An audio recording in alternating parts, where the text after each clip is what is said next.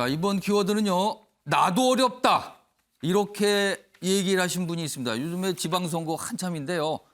나도 정말 어려운 상황입니다. 여유가 없습니다. 뭐 이런 반응을 보였다는 겁니다. 자, 지금 기사가 여러 가지가 준비되어 있는데요. 우선 첫 번째 기사는 어제 있었던 어떤 한 행사, 추도식이죠. 그 모습 보겠습니다. 봉하마을을 찾은 문재인 전 대통령 그리고 여야 그런데 속내는 제각각이다. 어제 노무현 전 대통령 추도식이 있었죠. 봉하마을에서. 그 얘기입니다. 자, 문재인 대통령은요. SNS에 이 추도식 참석한 뒤에 이제 본인의 소감을 올렸는데 약속을 지켜 감회가 깊다. 이렇게. 그러면서 여러 가지 얘기를 좀 했습니다. 그리고 여기 보면 한도수 총리가 참석을 했죠. 그러니까 여권이 대거 참석을 한 거예요. 그리고 국민의힘에서도 많은 분들이 가셨어요.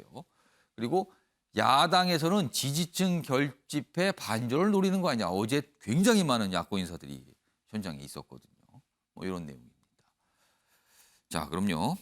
이와 관련해서 어제 행사에 여러 가지 모습들이 있었는데요. 확인해 보겠습니다.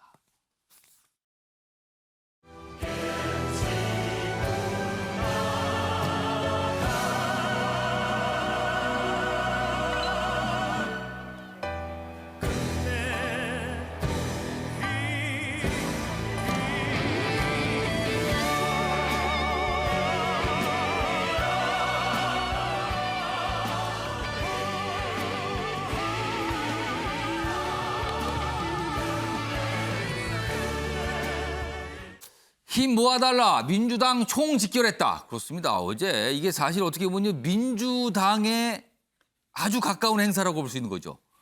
지방선거 출정식을 방불케 했다는 겁니다. 좀 더 보면은요. 여기 보면 뭐 민주당 지도부 그리고 이재명 후보 등등등 다 참석을 했다는 거예요. 지방선거 9일 앞 그리고 지지층 결집 포석 아니냐 이렇게 되어 있습니다. 이 얘기 좀 해보죠. 김영주 전. 네. 어제 저 행사 뭐 민주당 분들이 대거 참석을 하셨거든요. 이게 지방선거를 앞두고 어떤 효과가 있을 것인가. 이게 지금 관건인데 어떻게 좀 전망하십니까? 뭐 기본적으로는 뭐 1년에 한 번씩 그래도 노무현 예. 대통령을 그리는 분들이 만나고 그걸 계기로 여러 가지 어떤 힘을 얻어가는 건 사실입니다만은 이제 문재인 대통령 전 대통령께서도 참석했습니다만 어쨌든 이번 그 정권 연장에 실패했기 때문에 다소 차분한 분위기고 또 그다음에 실제적으로 노무현 대통령의 선거 지역이 뭐 전국이겠습니다만 그래도 부산 경남을 주축으로 했을 때 현재 안타깝게도 부산 경남에서 이 정신과 단합을 이어받을 만한 리더십이 부재합니다. 구체적으로 말씀은 좀 약간 어떤 인물이 뚜렷하지 않다는 소리입니까? 네. 또 김경수 지사도 지금 이제 감옥에 있는 상태고 예. 그다음에 나온 어떤 도지사가 누군지도 기억이 안 날 정도에 묻혀 있는 상황이라서 예. 실제적으로 이 힘을 만약 갖게 된다면 힘을 받아갈 수 있는 대상이 사실은 부재하기 때문에 예. 뭐 변성한 부산시 후보도 있고 여러 가지 경남지사 후보도 있겠습니다만은 실제적으로 그런 것을 받아안기까지는 전체적으로 지형 자체가 너무 국민의힘 쪽에 많이 쏠려가 있다. 부산 경남 지역은. 예. 이제 그런 의미에서 효과라고 하는 측면, 단합이라고 하는 것은 있겠지만 그 효과를 나타내기는 지금 상황으로는 미미하지 않겠느냐 하는 측면이 좀 안타깝게 느껴지는 부분입니다. 어제 사실은 이 민주당 관련된 인사분들이 발언하실 기회들이 여러 차례 있었거든요. 공식적인 어떤 추도사도 있었지만 뭐 기자들 앞에서 얘기할 기회가 있었는데 굉장히 좀 조심조심 말씀하시는 것 같아요. 아무래도 저 김용준 의원님 한덕수 총리, 그러니까 이른바 여권 인사가 참석. 그러니까 윤석열 대통령을 대신해서 참석할 수도 있다고 보는 거잖아요. 총리니까. 네. 한덕수 총리가 참석을 했기 때문에 약간 그걸 의식했을까요? 뭐 그런 부분을 뭐 의식했다기보다는 어쨌든 여야 모두가 다 참석했고 지난번 5.18 때부터 그렇게 같이 왔기 때문에 일방적으로 우리 뭐 지지자들만 놓고 연설하는 건 좀 뭐랄까 그 자제할 자리에서 필요가 있는 뭔가 거고요. 뭐 결집해 주세요, 지지해서 이런 네. 걸 공식적으로 꺼내기는 그리고 어렵다는 또 거네요. 하나는 노무현 대통령을 좋아하고 저 모임에 온 사람들이 다 민주당 지지자라고 볼 근거도 별로 없는 거예요. 아, 그러네요. 네, 예. 중도에 있는 분들이 많이 그렇죠. 좋아하죠. 노무현 대통령은 정말 믿고 좋아하지만 예. 민주당 하는 게 지금 마음에 안 든다고 생각하는 중도층도 많이 있을 수 있잖아요. 그렇습니다. 이제 그렇기 때문에 그런 면에서의 조심스러운 것, 뭐 이준석 대표도 있고 다 뭐 권성동 원내대표도 와 계시기 때문에 더군다나 한덕수 총리라는 분은 결과적으로 노무현 대통령 시절에 총리였죠. 제가 알기로는 이해찬 총리가 발탁해서 아. 국무조정실장 부총리 총리를 만들어 주신 분이거든요. 예. 이해찬 총리도 계시고 그렇기 때문에 상당히 한덕수 총리가 뭐 인터뷰를 하는 부분도 봐서 예. 대통령의 뜻을 권양숙 여사한테 전달했다. 그 전달했을 때 전혀 모르는 사람이 아닌 상태에서 권양숙 예. 여사도 그걸 내칠 수가 없는 권 여사는 이번에 사실은 대통령 취임식 때도 안 가셨던 분 아닙니까? 예. 이제 그런 측면에서도 쉽게 이것을 뭐 이렇게 우리 세력으로 이렇게 모아가지고 한편으로 몰기에는 여러 가지 어려움이 있고 시간이 갈수록 그런 형태가 나는 바람직하다고 생각합니다.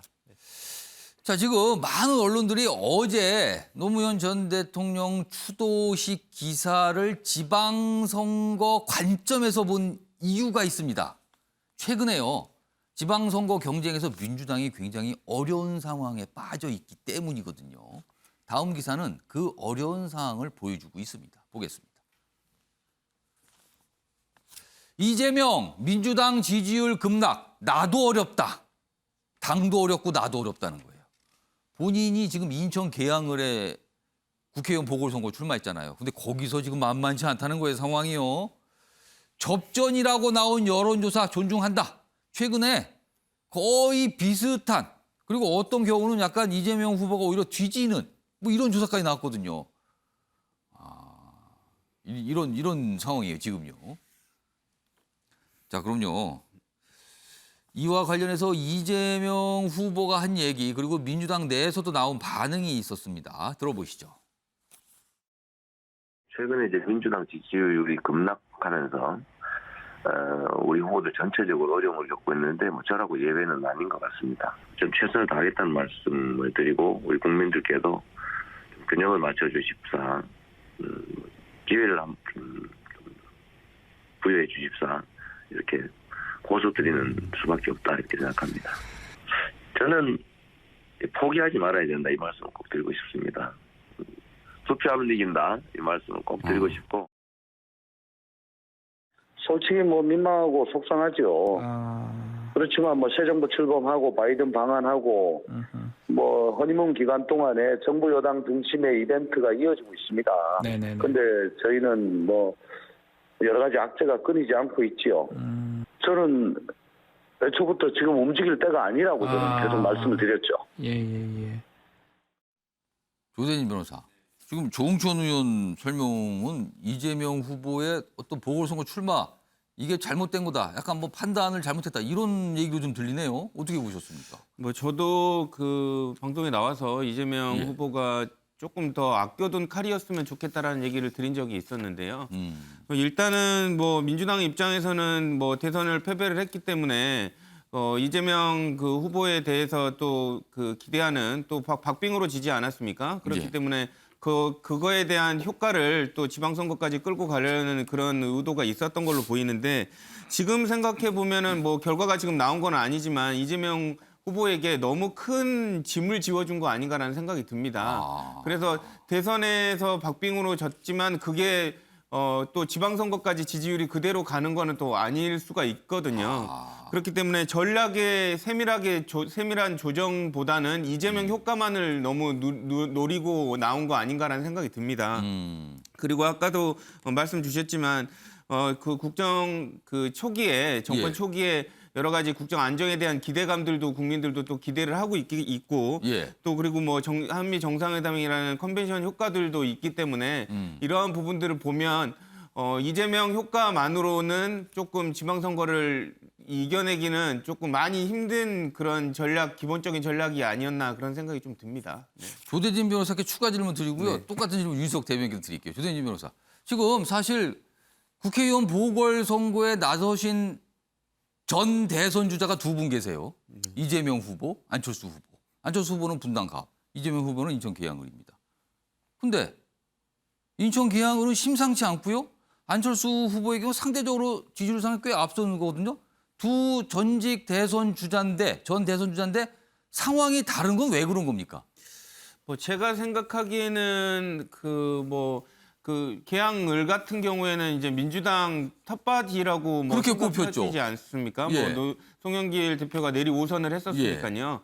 그런데 이제 모르겠습니다. 정확한 국민들의 마음을 다 들어가서 판단하기는 텃밭인데 어렵지만. 지금 나오는 지지율은 텃밭이 아닌 걸로 보여요, 지금요. 네, 그렇죠. 예. 어떻게 보면 조금 이제 대선에 있어서 그 느꼈던 실망감이라든지 못 채웠던 이런 부분들을 조금 더 자숙하고 나왔으면 좋겠다라는 그런 그러니까 기대 심리, 뭐 자숙을 했으면 좋겠다. 네네, 아니면 너무 좀 성급하지 않았나, 뭐 이런 거에 대한 시그널, 뭐 이런 정도로 좀 보여지는. 그러면 안철수 후보는 성급하지 않다라고 보는 건가요, 여론이? 성급하지 않다라기보다는 뭐 그러니까 견주는 그런 분위기가 좀 다르다고 저는 생각을 합니다.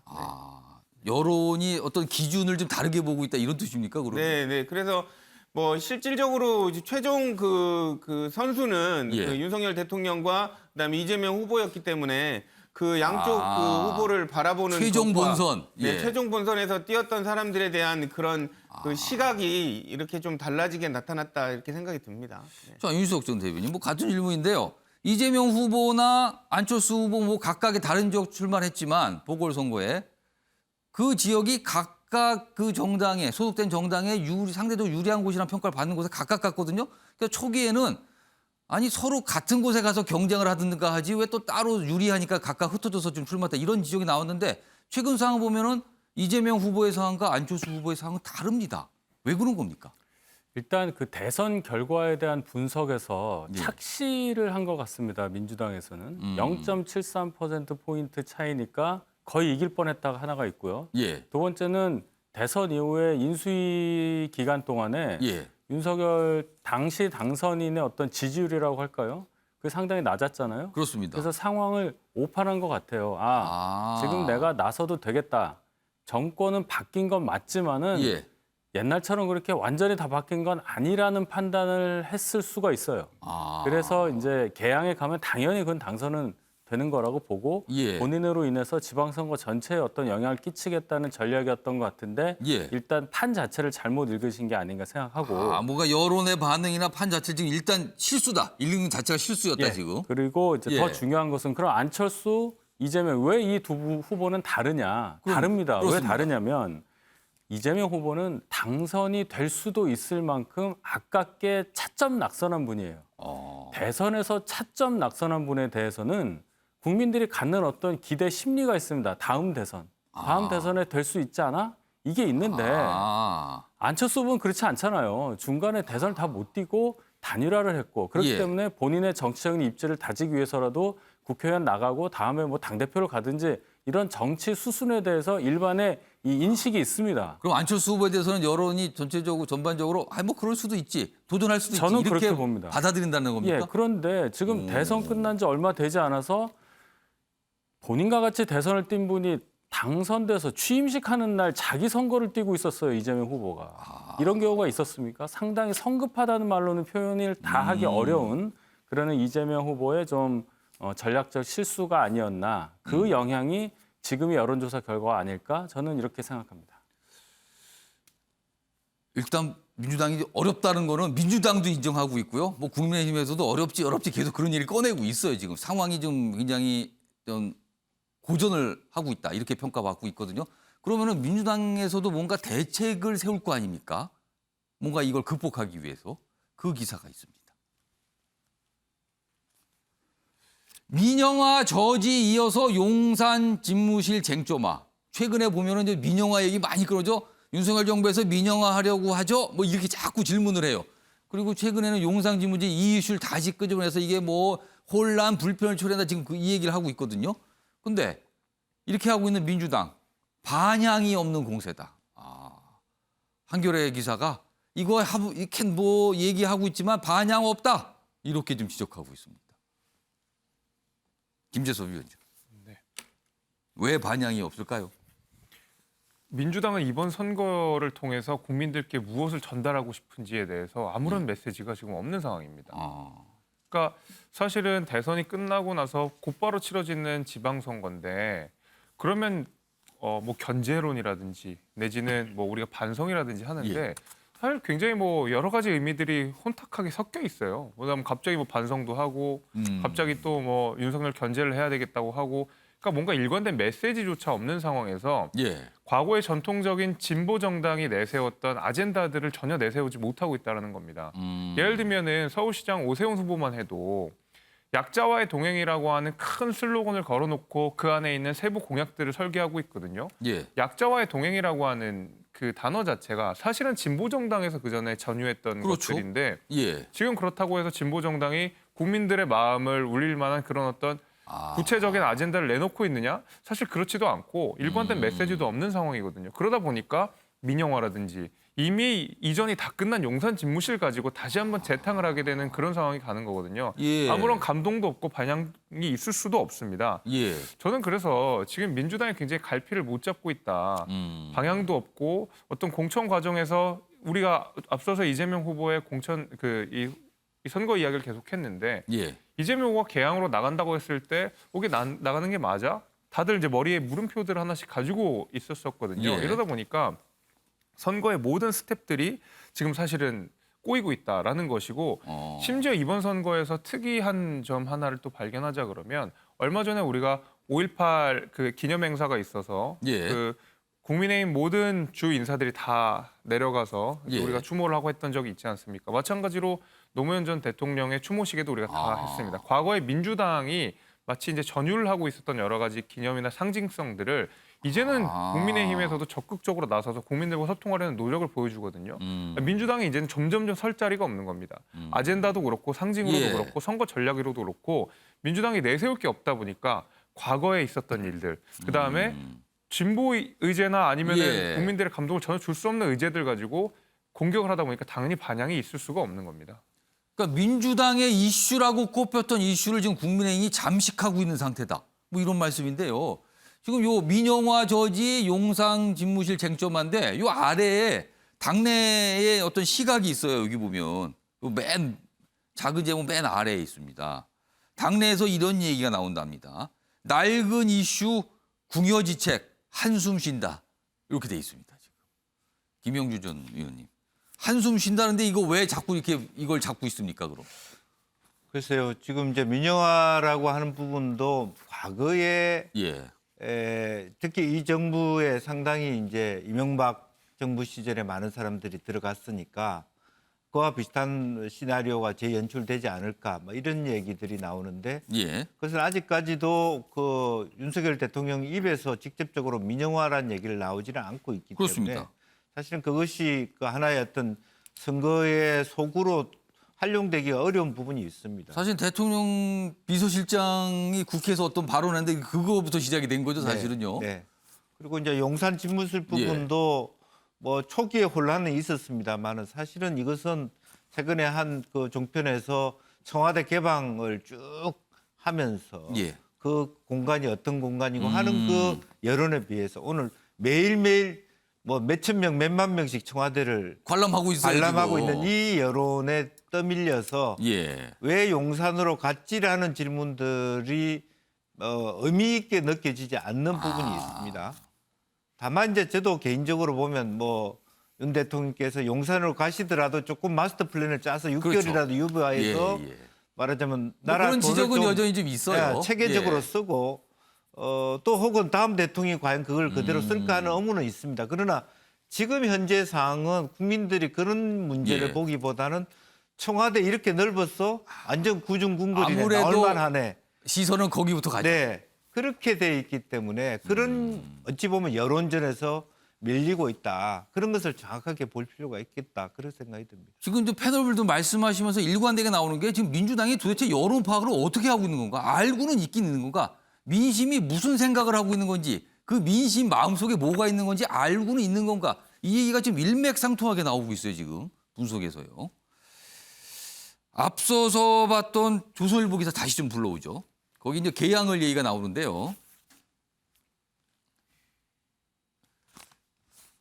자, 여기 보면 요 작은 제목 부분이에요. 지금 이재명 후보와 인천 개항에서 경쟁하는 국민의힘 후보 윤영선 후보가 있어요.